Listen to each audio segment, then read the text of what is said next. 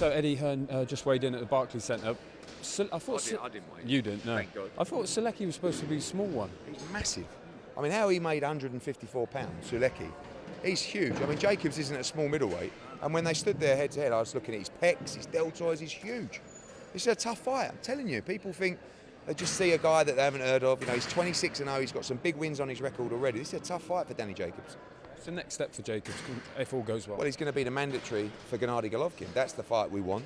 You know, it was a great fight first time around. I felt Jacobs won, but if you didn't, you had it like a round either way. Why not do the rematch? But I love the Charlo fight myself. I think he'll be here on Saturday.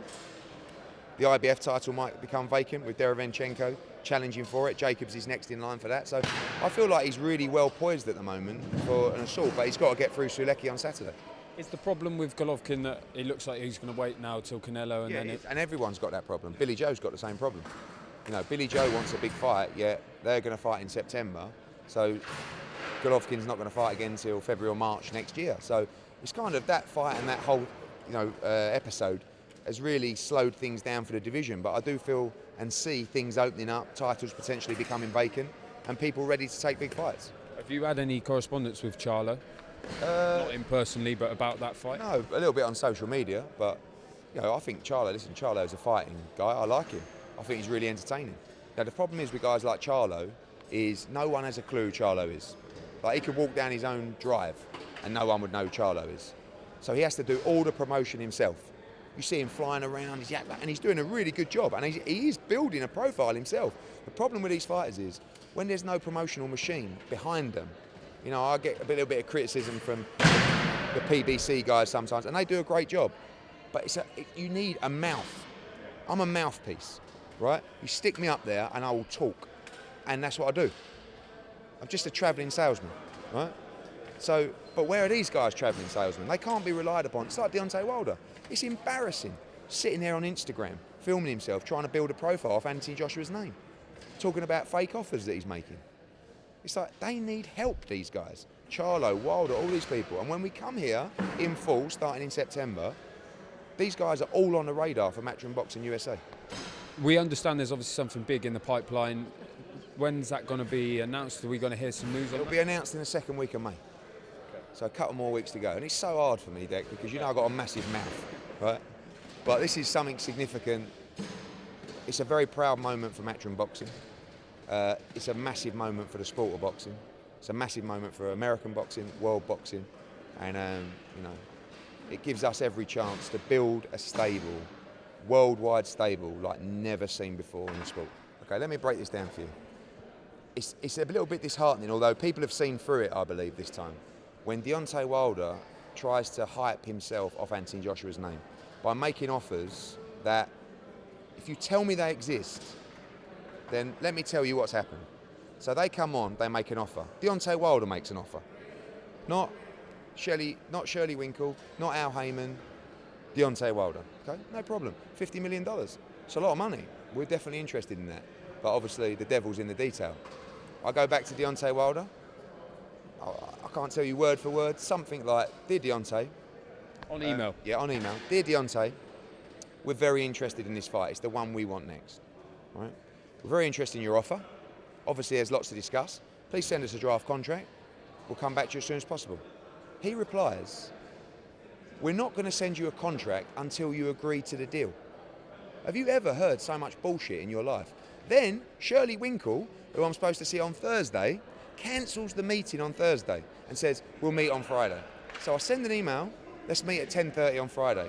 He then sends an email to the press, not to me, to the press first, then to me, to say it would be non-productive to have a meeting until you agree the deal. Now, if you're out there and you're watching this video, and I know you won't necessarily understand the boxing business, but please just listen to what I've just said. I want contracts. I want a meeting. Is that a lot to ask in a $50 million offer? What do you expect me to do? Yeah, that's fine. We take that. But just show me a piece of paper. We'll sign it. They're bluffing. And we smoked them out. And it's been sweet doing it. And now I see Deontay Wilder's little videos on Instagram. I was just having a read of it last night. It's like, where's the contract? Why are you turning down meetings? And why is Dominic Brazil coming out and saying, I've been told I'm fighting Deontay Wilder in August. Because he has been. So at first I wasn't sure whether it was serious. And by the way, people want to make the fight. But how can you take these people seriously when all they're interested in doing is talking on social media? Deals aren't made on Instagram. Deals are made in a boardroom. They don't want to see us in the boardroom. How can we talk about a fight over Instagram? Weird. Equally, fans don't care about splits and contracts. I don't want to talk about so where does it leave the I don't fight? want to talk about the contract or negotiations. We haven't. They have. So the fight is ongoing. Negotiations are ongoing. I'm talking at Shirley Winkle. I think Al Heyman will make this fight. We're talking to Showtime. I've had 2 texts while I was up there from people in the boxing business. I'll make this fight with you, Eddie. I bet you will. So, but I think the fight will get made. But don't listen to the bullshit. Don't listen to the bluff. We'll see. Do you think it'll be next? Yes. Really? Yes. What sort of date?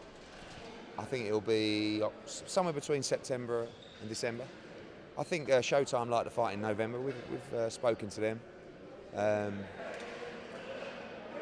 We want the fight in the UK. Our offer was based on the UK fight. You want the money from our offer? You have it in your bank tonight if you want. It's not a problem. But their offer's based on finding where they can get the most money. That's no problem. It'd be nice to let us know where. So, have you considered, obviously, $50 million is a lot more than the 12.5 that you offered Deontay. Have you considered up in that one? Possibly. We may counter. We may counter. Do you think that might be why they did it all along? Probably. Because they know, well, they certainly know we can't accept the deal without seeing any paperwork, but they probably know that they could force an offer that would say, we have total control, like you don't have any input. You know, we decide all the broadcasters, all the sponsors. We can't do that under our existing contracts, and they know that. So it started off. It was quite clever. Now, as it's unfolded, people have just realised it's bullshit. How can you not have a meeting with me? You've just made me an offer. I just want to talk about it. No, it's non-productive. How can it be non-productive? But I think the guy who's messing all this up is Shirley Winkle, because Al Heyman's a smart guy. Stephen Espinosa's a smart guy. All Shirley's doing is pissing off Anthony Joshua. Because everything you say to him, he's putting up on the internet, and he tells the internet or the media what he's going to say before he sends it. He's been calling Sky Sports all week. Oh, come and meet me. I've got something to tell you. It's bullshit. Am I allowed to swear on here? Yeah. Who is this for? Fuck off. Sorry. So just finally, what's the next step then in terms of trying to make the We're fight? talking to people who aren't interested in trying to make themselves relevant again. We're talking to smart people who are happy to work on a deal behind closed doors. This isn't a deal to let everybody know the deal points online. We don't want to do that. Anthony don't want to do that. They want to do that. This fight gets made behind closed doors between 2 guys that want the fight. So I believe it will happen, and I believe it will happen next. But it ain't going to happen today, tomorrow, or next week. And maybe you're right. Maybe they tried to have a bluff move to get us to improve our offer. But our offer was real. Their offer is not real until they can prove it's real. And if they won't meet me and if they won't send me a contract, how can I even know it's real? Have you spoken to Anthony Joshua about his recently? Yeah. Spoke to him this morning, about an hour ago, yesterday, the day before. He said they're jokes. I said, where's the contract? What's the deal? Presumably I say he's pissed off, but like he wants people, you know Anthony, he'll fight this guy, no problem. But he can't make it out because all he sees on Instagram is Wilder. It's in the bag, baby. What bag? What are you talking about? What, down there on the floor?